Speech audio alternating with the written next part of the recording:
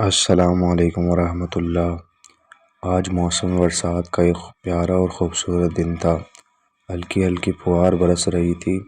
انسانوں کے ساتھ جنگل کے سبھی جانور بھی بہت خوش تھے۔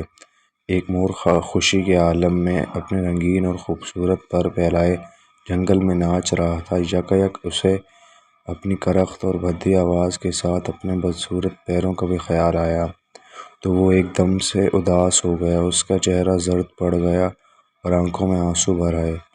اس کی نظر ایک بلبل پر پڑی جو قریبی درخت کی شاخ پر بیٹھا گا رہا تھا۔ اس کی آواز سن کر مور نے خود سے کہا، اس کی آواز کتنی حسین ہے، انسان ہو یا جانور سبھی اس کی آواز کے دیوانے ہیں، لیکن جب میں اپنی آواز نکالتا ہوں تو سب میرا مذاق اڑاتے ہیں، میں بھی کتنا بد نصیب ہوں۔